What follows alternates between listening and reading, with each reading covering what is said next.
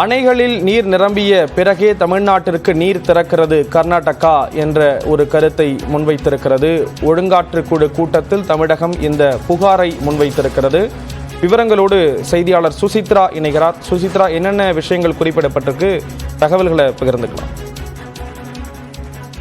காவிரி ஒழுங்காற்று குழுவினுடைய 101வது கூட்டம் அதனுடைய தலைவர் வினீத் குப்தாவுடைய தலைமையில் காணொலி வாயிலாக இன்று நடைபெற்றது. குறிப்பாக ஆகஸ்ட் மாதத்திற்கு வரவேண்டிய நீர் எவ்வளவு நீர்வரத்து 11ஆம் தேதி வரை எவ்வளவு உள்ளது, எஞ்சியுள்ள ஆகஸ்ட் மாதத்திற்கான நீர் மட்டுமல்லாமல் செப்டம்பர் மாதம் திறந்துவிடப்படும் நீர் உள்ளிட்ட பல்வேறு அம்சங்கள் இன்று கூட்டத்தின் பொழுது ஆலோசிக்கப்பட்டது மிக முக்கியமாக பார்க்கிறது. அப்போது தமிழ்நாடு சார்பாக காவிரி தொழில்நுட்ப குழுவினுடைய உறுப்பினர்கள் ஆஜரான அதில் பங்கேற்ற நிலையில் மிக முக்கியமாக கர்நாடக அணைகளில் அதிக அளவில் தண்ணீர் இருக்கும் பொழுது மட்டுமே, குறிப்பாக மழை காலங்களில் கர்நாடகமானது நீரை திறந்து விடுகிறது என்ற ஒரு குற்றச்சாட்டை தமிழக அரசாங்கமானது இன்று முன்வைத்தது.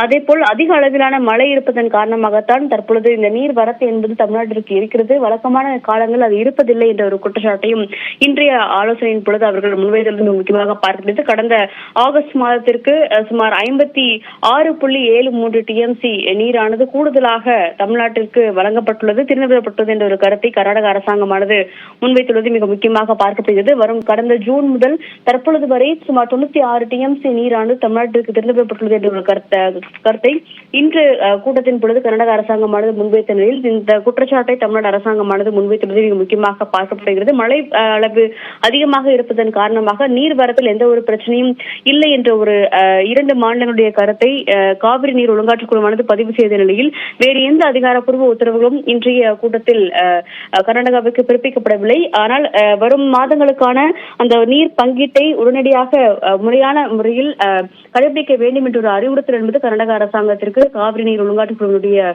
தலைவர் வினீத் குப்தாவால் வழங்கப்பட்டுள்ளது. தகவல்களை வழங்கியதற்கு நன்றி சுசித்ரா.